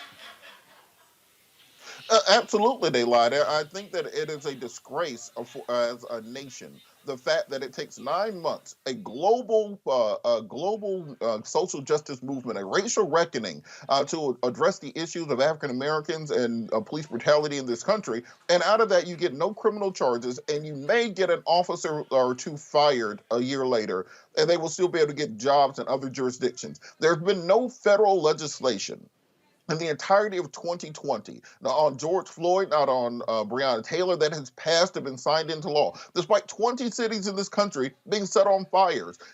Despite the fact we still have people marching and protesting till this day in the middle of a pandemic on the issue of racial reconciliation. America loves racism so much that it will let this country burn to the ground before addressing it. So yes, it's a good thing for these officers to be fired. But more so, it puts places in stark contrast the fact that we have to have a new Civil Rights Act in America. These police officers and police jurisdictions have had a half century to catch up to and to circumvent the civil rights laws that are on the books. We should not have a place where the presidential administration and the particular attorney general are in charge of determining whether or not you have constitutional rights as an African American in this country, because if you have Jeff Sessions or Bill Barr in office, that means effectively there is no Civil Rights Act in this country, because there will be no enforcement mechanism for them to prosecute it. So we have to find a better way to fix these issues in America. It's far past the time. We are in a country right now where no less than 3 separate billionaires are building their own spaceships to go to Mars. And we still can't figure out how to get a police to stop shooting black folks. We got to do something about it. It has to happen now. Not one of these, we'll wait till we get a Senate majority in 2022, when we get the House back in 2024. First 100 days, it has to be an agenda item. And if not, there has to be hell to pay. That's right. Real simple. Ossoff Warnock doesn't win. If they do win, that George Floyd Justice Act can actually get passed. But Dr. King wrote his book, Why We Can't Wait. Robert's right. Look, we ain't waiting. It has to happen now. Yeah, absolutely. But I mean, I think we cannot understate the fact that there is legislation that's already passed in the House that was actually co-sponsored and led the charge on by the Vice President-elect Senator Kamala Harris. And so, that's something that's a pretty obvious solution. If you get Ossoff and Warnock in there, then you don't have to rely on executive actions. You don't have to rely on the Department of Justice implementing different policies and then training and things of that nature. You can actually make it illegal to do that. One of the reasons why the Department of Justice, which by the way under Barr is full of shit, but one of the reasons why they weren't charging him is because the standard is so low. The standard is only of what is reasonable. It's not what is necessary. The George Floyd Justice and Policing Act changes the standard. And then when you look at the Breonna Taylor case, that's a case where there's a person, and actually in both cases, in the Tamir Rice and in the Breonna Taylor case, both of those cases involved officers who were either fired from other jurisdictions or were recommended to not be hired. If the George Floyd Justice and Policing Act passed, then you would have a national database and you would avoid or be able to avoid situations like that where an officer can lie, which is why one of the Breonna Taylor officers was fired the Tamir Rice officer was fired because he lied on his application about prior incidents. So there are tangible solutions.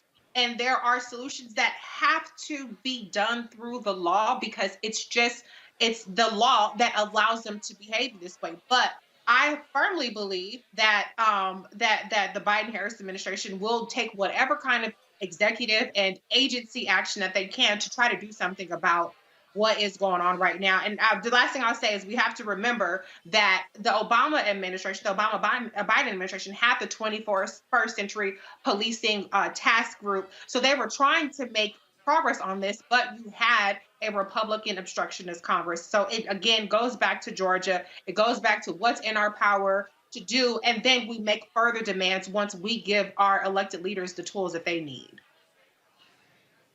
And Greg, to Reese's point, one of the criticisms of former Attorney General Eric Holder was that the standard was so high to pursue civil rights charges against cops, and he said only Congress can fix that. That's why, see again, this connecting the dots. That's why Ossoff Warnock matters. That's why if punk-ass Cal Cunningham wasn't sitting here sending out damn signal messages, and then Sarah Gideon loses in Maine, then you have, of course, Amy McGrath, who gets crushed in Kentucky. You wouldn't be left up to these two races here, but this is where the dots are connected, and that's why this race matters. It is why we are here in Georgia trying to do all we can to make sure that Ossoff and Warnock win to get these laws passed. Absolutely. To all my ideologically pure comrades, set all that aside. We have to advance on all fronts at the same time. So the Democrats can get all the smoke too. Tamir Rice was executed. He was executed by Timothy Loman and Frank Garmbach in 2014, as you say. That's under the Obama-Biden administration. And yes, the Attorney General could say his hands were tied, but that ain't necessarily true. Now, in 2019, of course, two career Justice Department folks in the Department of Justice were denied permission to use a grand jury to issue subpoenas for testimony in Tamir Rice's case, and they ran out the clock. That is absolutely Bill Barr and Donald Trump, the white nationalists. But as Reese said, what you're looking at in Louisville, Miles Cosgrove, the trigger man that killed Breonna Taylor, and Joshua James, got the bogus warrant, those guys are getting moved out of the point because a black woman, Yvette Gentry, came out of retirement. She's the police chief now, and she brought her sister with her, Yolanda Baker, who's her administrative assistant, also came out of retirement. That is because of the political pressure of the people who have been in the streets. You've got to do it all together. So now we're at the point now in Georgia where people got to turn out to vote. So folks who are saying it doesn't matter who's in office, that's a lie. Ask the police chief of Louisville. Ask whoever the attorney general is going to be so that Joe Biden and Kamala Harris might get a second bite at the apple that was slow walk during the Obama administration, which is, by the way, where you got Black Lives Matter born in the streets of Ferguson. You can combine that with voting and political pressure and external pressure, and these killers have to be brought to account. But it isn't a one or other strategy. We must advance it on all fronts, which is why the only thing we should be focusing on between now and January 5th is breaking the back of the white nationalist party in the United States Senate. And Roland, just one thing. Real quick, go ahead. Well, just real quick, I do think that there has to be a contingency. We can't say, well, if we don't win both seats, then we'll be okay with nothing happening. There are executive orders that can take place. You can defund, you can take federal funds away from police departments that do not put the reforms in place necessary. So there are things that can still be done. All right, folks, got to go to a break. We're going to come back to Belford's here in Savannah, Georgia. When we come back, passing of two significant figures, Joe Clark, New Jersey principal, subject of the movie Lean on Me, and Professor Ted DeLaney out of Virginia will tell you about their passing, and we'll talk with the owner of Belford's when we come back as well. We're broadcasting live here in Savannah, Georgia. Roland Martin Unfiltered, covering the Georgia Senate runoff. 1 day left for early voting, 6 days before Election Day on January 5th. We'll be back in a moment. This is Dr. Jamal Harrison Bryant. Your vote matters. It's coming down to the finish, and this will be every vote counts. And so I'm charging every person in Georgia, make sure you vote, because it'll be your vote that'll send 2 senators to Washington, D.C. America is a complicated story of people building a more perfect union. And if you don't think there's been any change, you should sit down with Andrew Young. You should sit down from some of the folks in that generation who know the distance we've come. And as we continue to push hard, change comes. The other side knows your power. The other side knows your voice. That's why they're engaged in voter suppression. If you weren't so powerful, they wouldn't be trying so hard to stop you from voting. And so you ought to stand up in this defining moment in American history and win the future for all of our children.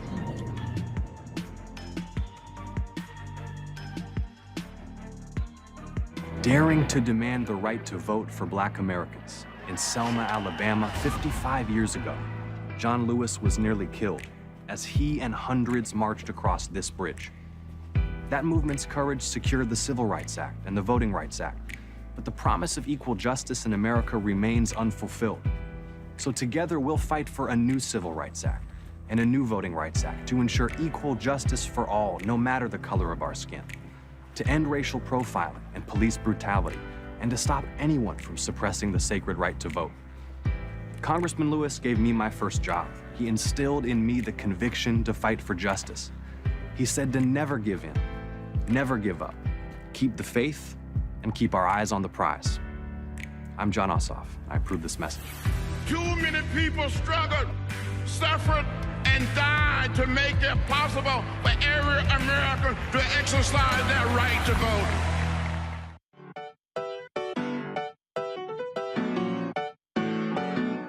We got power. We're about to get ready to launch our We Got Power tour. Flip and I are going on the blackest bus in America. We're hitting the streets again. We're going to be going through at least 12 states, maybe more. I'm just really excited. Now, it's a little bit different this time because COVID-19, we've got to wear masks, we've got to be socially distanced, but we are very committed that we've got to get in the streets and inspire and encourage our people in ways that are socially distanced. Ready to hit the road, ready to see our folks, ready to be socially distant, ready to mask up. On our way to Pennsylvania, we'll be there for 2 days, and then we're headed to Ohio to Cleveland. We're going to be just spreading a lot of love and building a lot of power. The very last day, we're going to be out here on the ground in these streets because our people need us. Can't stop, won't stop. Register to vote. You can even request your online vote by mail ballot by clicking the link or by scanning our QR code with your camera. Vote early. Vote today, because we got power.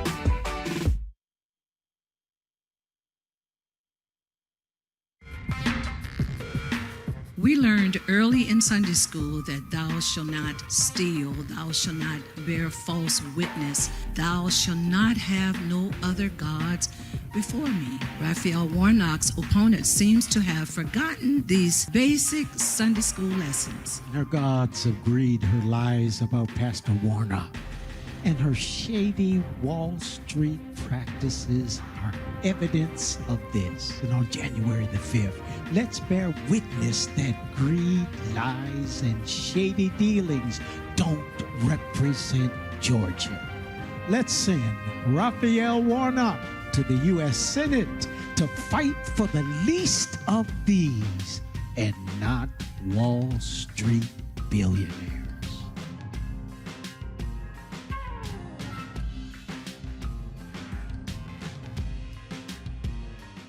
I'm Amber Stevens West. Yo, what up, y'all? This is Jay Ellis, and you're watching Roland Martin Unfiltered.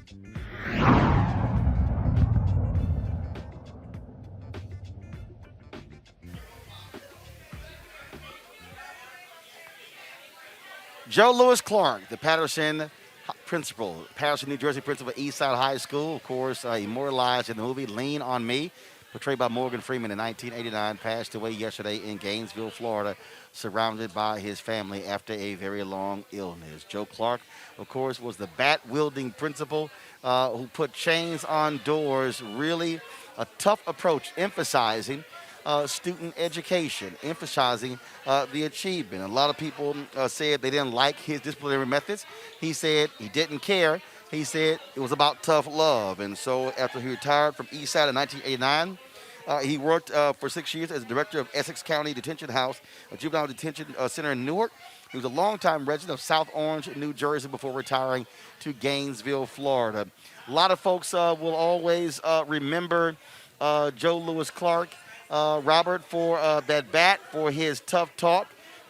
They might remember Morgan Freeman playing him, but again, Joe Clark was one of those brothers who, look, we all remember. We all had Joe Clarks growing up in schools, and so that sort of persona, that character, that attitude, that wasn't a shock to us. Maybe not the baseball bat, but how he rolled. Yeah, I recall several of those Joe Clarks when I was growing up, Robert.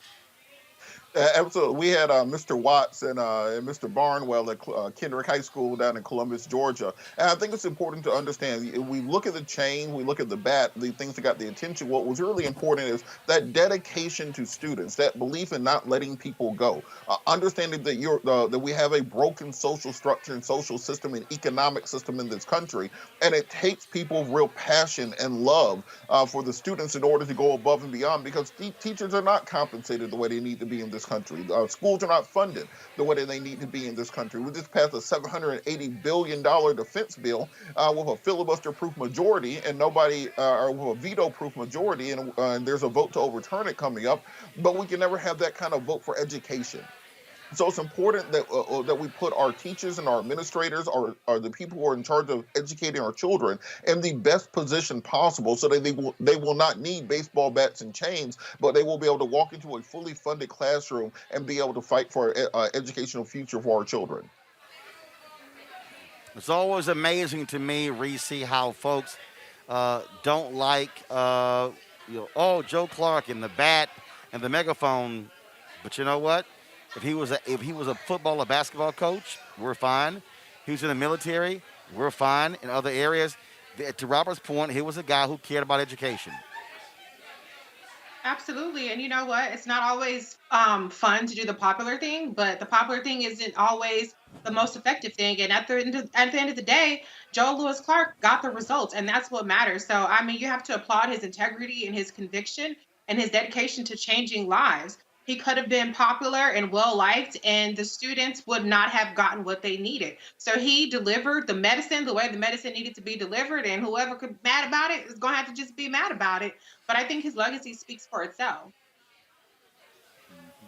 Speaking of education, Professor Ted DeLaney, who spent 60 years at Washington and Lee University, passed away on December 18th at the age of 77 due to pancreatic cancer. He was a significant force when it comes to taking that university in deep Virginia.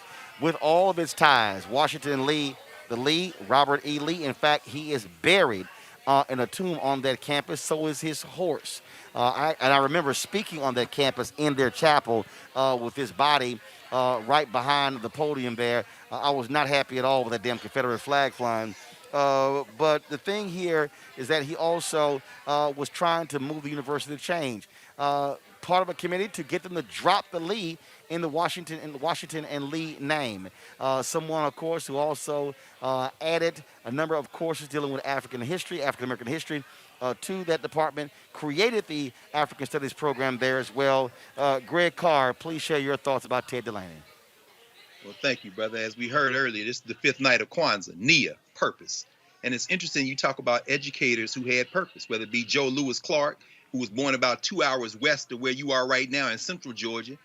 His wife, Dr. Gloria Irene Williams Norman Clark, who was born in North Carolina. In fact, they met at East Side High. And by the way, y'all, Joe Clark was never arrested, and the students didn't have to go down there and try to free him. That never happened. But although they did get him in trouble for putting them chains on the doors.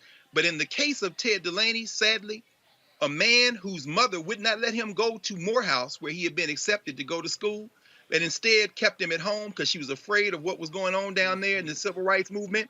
Ted DeLaney stayed at home. He was born near the campus of Washington and Lee, and he was on that faculty. He started there cleaning up as a janitor, didn't have the money to go to school, got his bachelor's degree at 41 years old, and sadly, the founder of the African American Studies program at Washington and Lee, the chairman of the history department for several years, we probably wouldn't be talking about him if not for Charlottesville 2017. This is a man who lived his life in a quiet dignity, who fought very quietly in the classroom, who didn't do rah-rah stuff, who never came out of the house without full suit, tie, and jacket. And when white people say, "Why you dressed like that?" he'd tell his colleagues, "I don't have the white privilege to dress like you do." A man who picked his battles, but then advanced. And Roland, it's interesting finally you say this, because in the last year, that brother been promoted to full professor on that campus. He got an honorary doctorate on that campus. He got all these awards because since Charlottesville, and then with the death of Breonna Taylor and Big George Floyd and Ahmaud Arbery, they've been trying to kind of put him out there. He was put on that committee, and if they do not follow the recommendations, and those recommendations are now before the president and the board has pushed back, by the way. You got some of them who love Robert E. Lee. If they don't follow those recommendations, which include retiring that damn marble, the recumbent Lee that you had to speak of in Lee Chapel, getting rid of that, turning that Lee Chapel into a cultural center, because every freshman has to go in there and sign the honor code in Lee Chapel, they will have disrespected the legacy of a quiet warrior, Ted DeLaney, who spent his whole life in that little neighborhood, in that little town, and who fought for the things that we need to be fighting for, even as these white supremacists still fight to uphold the Confederate States of America in the heart of that damn white supremacist institution. Well, certainly prayers go out to the families of Joe Clark and Ted DeLaney. All right, folks, we are here at Belford's in Savannah, Georgia. This is a black-owned restaurant here in downtown Savannah. Kevin McPherson is the founder. He joins us right now. Kevin, how you doing? First of all, the name, where does the name come from, Belford's? The name, Belford's, where does it come from? Belford's is a family. Actually, they had it in the early 1900s, and they ran this as an old warehouse where they sold tobacco products, coffee products as well. And there's actual picture of the Belford family up there. Gotcha. Black family. Unfortunately, no, sir. It's not a black family. Okay, I'm just checking. Checking. You see photos, and I'm looking for them, okay? First of all, how long have you been on the restaurant? We've been here now a little over 25 years. Okay, 25 years? Yes, sir. How have you been impacted? First of all, you came out a little bit early and you said that, hey, you've reached capacity because of COVID. And so how have you been impacted since COVID hit in February? It definitely impacted us because, we have a large dining room both inside as well. So it's impacted us there. But we've been very thankful that we have an outdoor patio. It has actually been a good saver for us. The city's allowed other people who don't have patios to add additionals, and we have one already there. So it's worked out for us on that. and we're surviving. We are adjusting to what's going on, and looking forward to hopefully 2021 being a little different for us. Obviously, they have this Kwanzaa crawl. First time they've done this, Yes, because they wanted to, talking to the alderman at large earlier, they wanted to help support black restaurants. That is very true, and I'm very happy that they chose us here, selected us as one of the places to put a case site on. We don't have a lot of black owners in the downtown area, unfortunately, but it is growing, and there is opportunity for others to come in.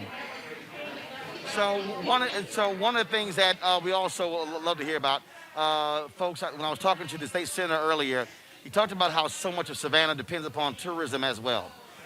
And so how have you prepared your restaurant for 2021 if we continue on the same path we have been in 2020 due to COVID?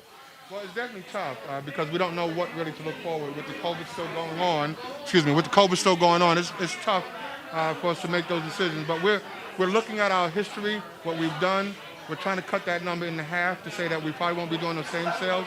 We've adjusted our labor as well, our hours of operation, and we caught on to things. So we feel right now that we're doing well, definitely to the tourism business. I would not be surviving if I did not have the tourism business right now. Most popular dish here? By far, my crab cakes. Really? Been on the menu since we started. It is definitely nothing but 100% crab meat in there, and it's what's kept my doors open. And then we also have some wonderful aged steaks as well. Wonderful what? Aged steaks. All of our steaks here are aged. And we do a lot of our desserts all in-house. Ice creams and everything like that we do in-house. So what's the most requested dessert? Definitely the bread pudding. White chocolate bread pudding with a whiskey sauce. Hits you right where like Mama used to do. Well, I'm on a food diet. They've been trying to get me to eat all kind of stuff. So I might have to try some of that bread pudding. Of course, my brother makes it, my dad makes it, and so, of course, my grandmother from Louisiana, so she with a catering service, so I'm quite used to that. So we'll try some of that before we get out of here. Kevin McPherson, we certainly appreciate it, man. Thanks a bunch for allowing us to broadcast the show from here. Thank you, Mr. Martin. We appreciate having you here in Savannah and putting a spotlight on what we're doing here. So we thank you for coming, and we wish you all a happy new year. I appreciate it. Thanks a bunch. You, sir. Thanks, sir. All right, panel. This is our last show for 2020. We are not live tomorrow. We're off tomorrow. We're off on Friday the 1st. This has been an unbelievable, wild, crazy 2020. We've lost significant figures. Kobe Bryant, Reverend, first of all, Congressman John Lewis, Reverend C.T. Vivian, of course, Reverend Joseph Lowry, so many major figures, Chadwick Boseman and others.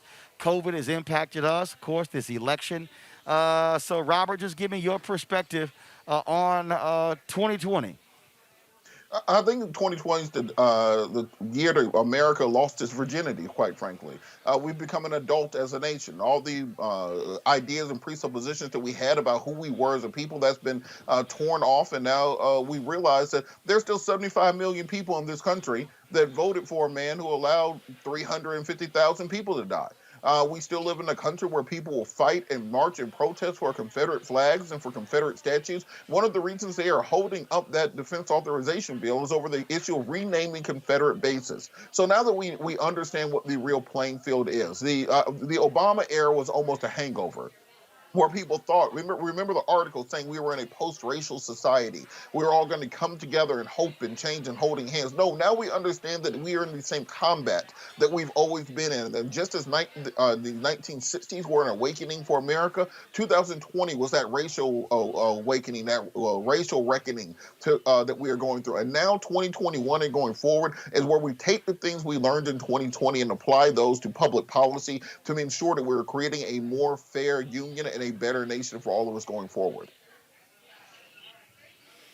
Reese Colbert, 2020. Well, let me start by saying this is my anniversary on Roland Unfiltered, 1 year. So thank you, Roland, for inviting me to be a weekly panelist on your show. But 2020 to me has been like 3 years in one. There have been some incredible highs. You know, for me, obviously, I can't go out with the year without shouting out my girl, VP-elect Kamala Harris. That's a dream come true for me. It's historic. But at the end of the day, there's a lot of reckoning that has happened this year. And to be honest, and I'm sure Dr. Carr is going to say this, the verdict is still out because we've only bought ourselves a little bit of time. How much of that time, I think, still remains to be seen with what happens down in Georgia. It remains to be seen with this vaccination process. We saw that Donald Trump, at this rate, thanks to his incompetence, we're looking at 10 years to get 80% of the American population vaccinated. And so we're really going to need the Biden-Harris administration to come in and completely turn things around. If they're able to completely turn it around or partially turn it around, I think there's still a lot riding on that. And so I do have some optimism for 2021. None of us saw what happened this year in terms of all of the things that we were hit with coming. But I think there is a new day coming. I just don't know how bright it's going to be. But I'm going to celebrate the victories that we did have this year. And Happy New Year, everybody. First of all, we're certainly glad to have you on the show. That's one of the reasons why I created this, to create a platform to give what I call non-traditional voices an opportunity to represent. And so, Reese, we certainly appreciate it. Dr. Greg Carr closes out 2020. Brother, I want to thank you. I want to add my voice to Reese's and to Robertson, all the panelists who have been invited in this space. Thank you, brother. And it wouldn't be a space if it weren't for everybody watching this. You know, and Reese, I know you appreciate this. Vice President-elect Harris did a video the other day talking about the fact she celebrated Kwanzaa as a little girl. A lot of people try to give her smoke for that, but I did the math, and with a lot of people I know, and yes, her mother, Shyamala, was in the Bay Area when the Afro-American Association began celebrating Kwanzaa. So if you read Kamala Harris's memoir, she and her sister, oh yeah, I suspect they were at those Kwanzaas in 1971, 72, 73.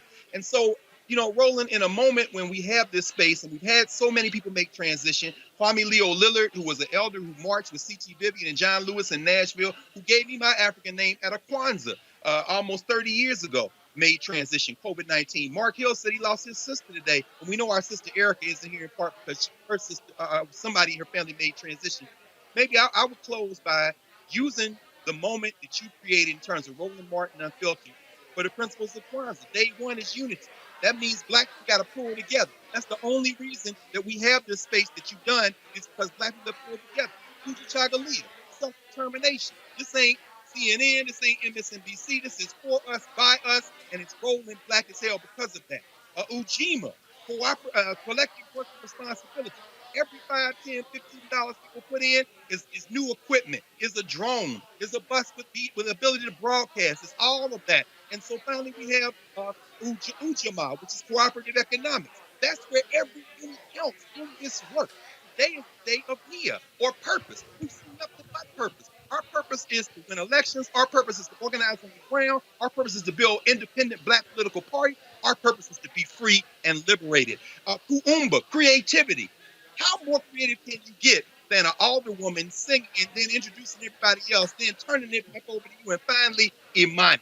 That is New Year's Day. That also coincides with what become watch night. You know, you're a church man, of course. Now, shout out, of course, to your wife, minister, on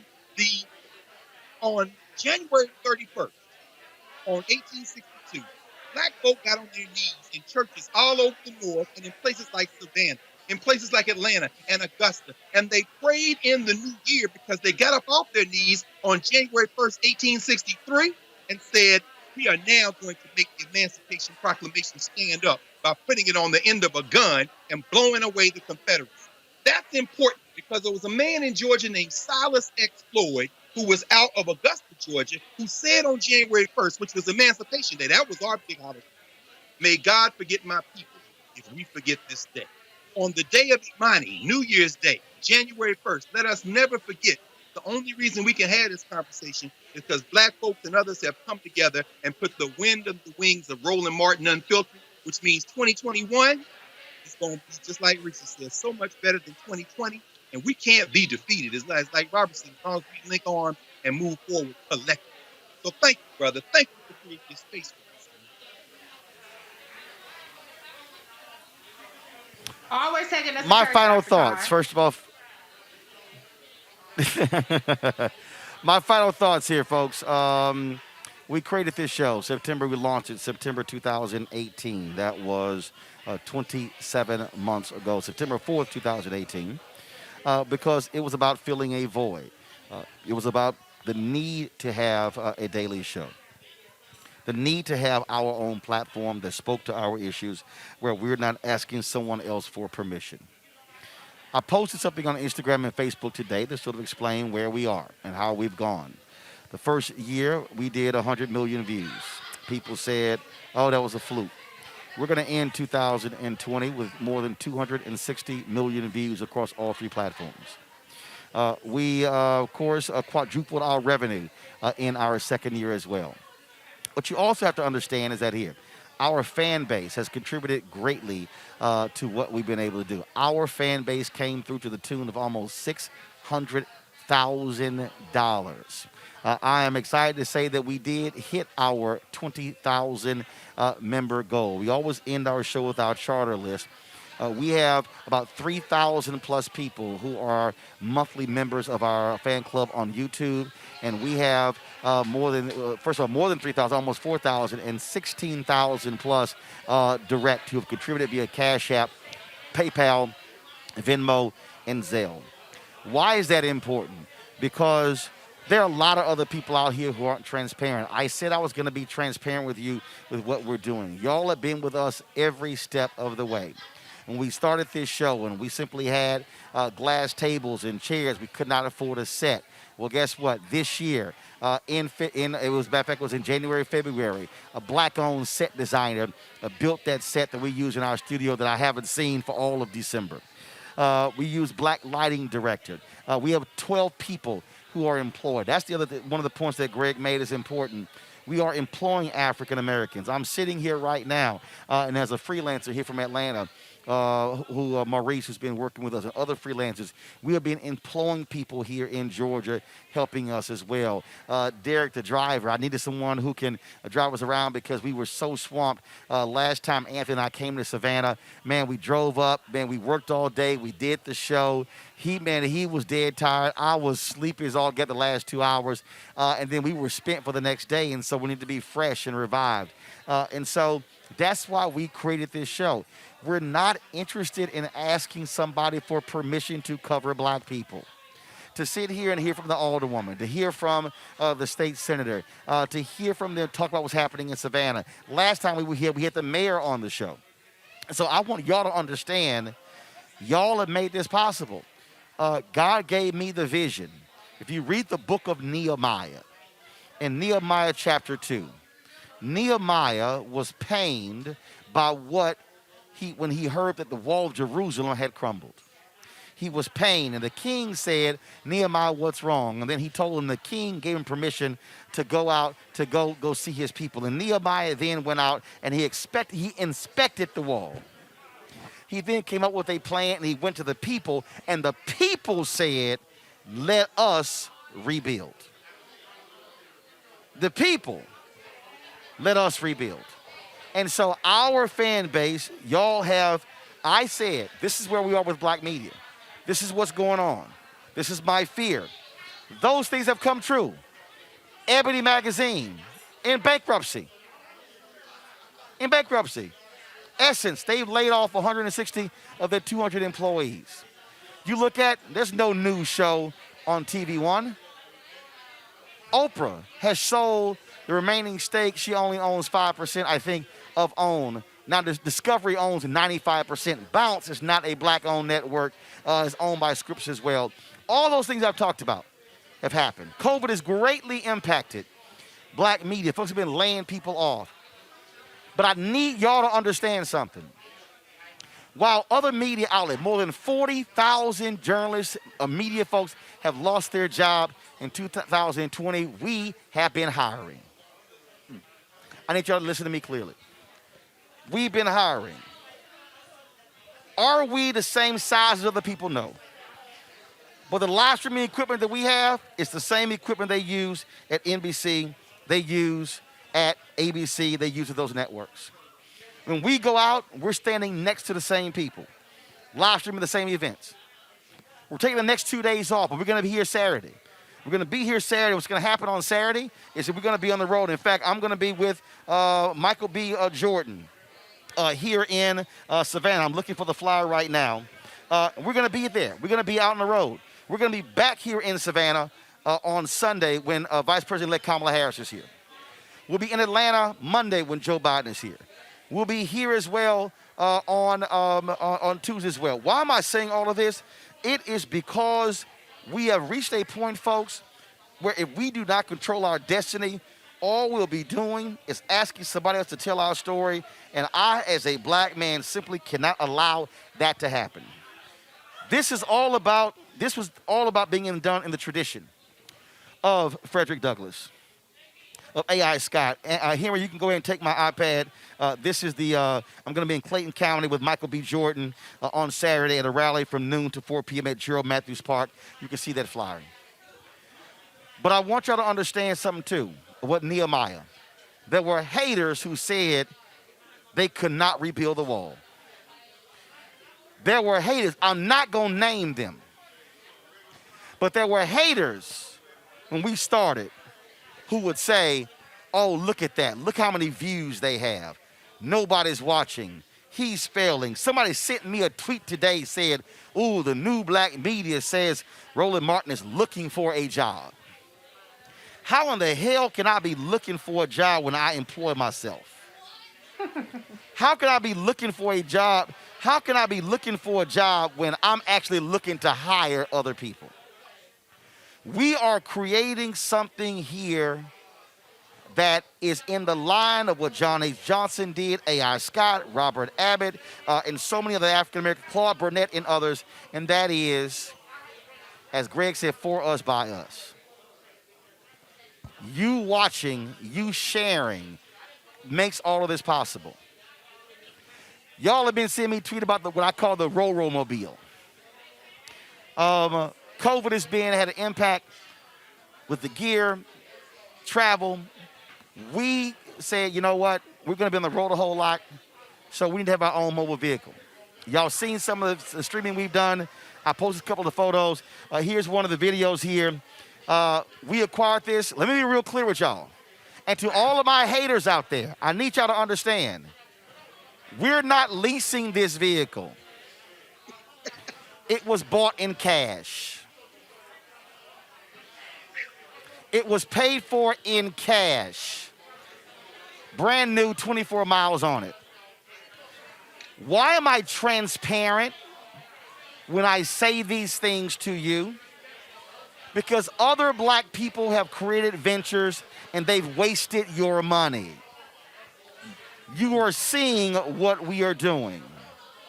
We have the ability with this vehicle to broadcast from the road anywhere, anytime. It can seat 10 people. We can take it around the country. Y'all, I'm not playing around with this.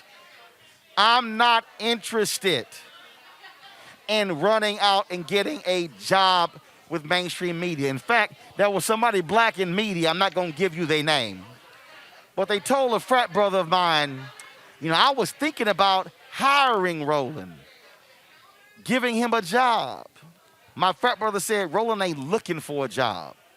So to all my haters out there who thought we were going to fail, God had another plan.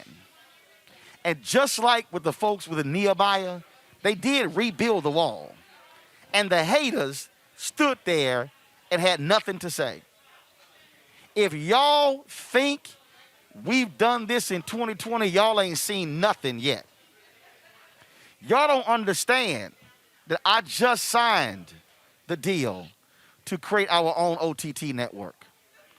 We're going to be on Apple TV, Roku, Twitch. We're going to be on Amazon Fire.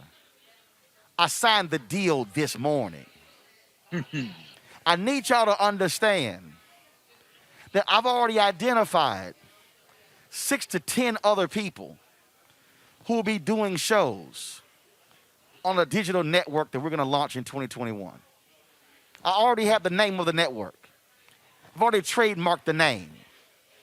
It's going to happen, and it will be announced in the first quarter of 2021. So don't think for a second it's all about me. One of the reasons I was late with today's show is because a major venture capitalist was sending me a text inquiring about our business plan. These things are happening. And my last point, we're not funded by a billionaire. We're not funded by any millionaires. We don't have a great benefactor who's giving us money, who is sitting here, funding everything. We don't have that. I put $350,000 of my own money that I could have taken, and but my wife understood this here, because just so y'all understand, my 40th birthday party, my wife said, she was asked what is in store in the future for Roland Martin, and this is what she said. I'm going to play the video one day. He will own his own network. That was 12 years ago. So I need y'all to understand. See, some of y'all ain't hearing me. That was 12 years ago. Do the math. That was 2008, my second year at CNN. So my wife said prophetically in 2008, he will have his own network one day. I was year 2 at CNN. I was year 3 at TV One. I was first year at Tom Joyner. So I want y'all to understand this ain't new. This was not created because I lost something over there. This was always ordained. And so we're going to rest for 2 days. We'll be back in action here in Georgia on Saturday, Sunday, Monday, Tuesday. We'll be back in D.C. Come January 10th. But I'm telling y'all right now, we ain't playing that Roland Martin Unfiltered. We're serious, we're real. And we about to go next level. And last point, to all the other black media people who I went to partner multiple times, y'all had a shot. So when y'all see us blow up, don't be shocked, because I tried to do collective with y'all, but y'all didn't want to do it. But the vision don't stop because somebody don't want to partner. Folks, y'all have an absolutely safe New Year's Eve, New Year's Day. My prayers are with all of you. Those of you who watch night service, we will see you in 2021. And as always, we always end the show in Friday with our followers. All of you, y'all made this possible, and we're celebrating you. And if you don't see your name on the list, send me an email. We'll get it done. This is our Bring the Funk fan club. Robert, Greg, Reese, I appreciate it. To all of our panelists, thanks for making 2020 great. To our staff as well. Here with me in Georgia, I've got Anthony. I've got Maurice, who's a freelancer.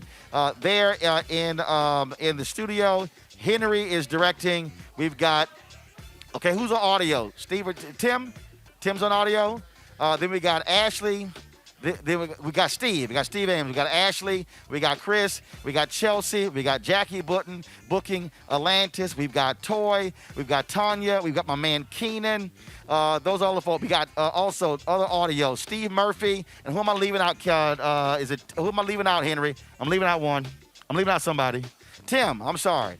And so those are the folks, they're the folks who are behind the scenes who make it possible for y'all to see the show that y'all see. Thank you so very much, y'all. If y'all want to support what we do, you can join right there on YouTube. I see some of y'all who are already joining. I appreciate that. Farrah Roberson, I appreciate that. Let's see here.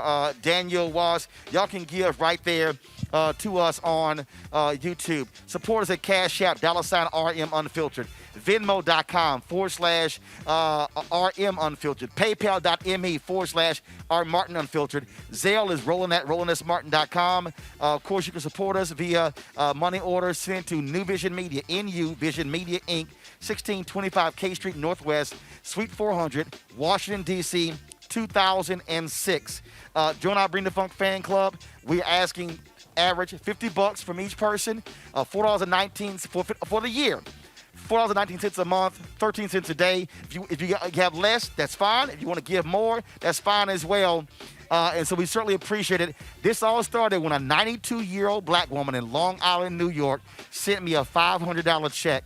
And she said, because your voice matters. And that's why we do what we do. And I told y'all, every dollar y'all give is going to go support this show.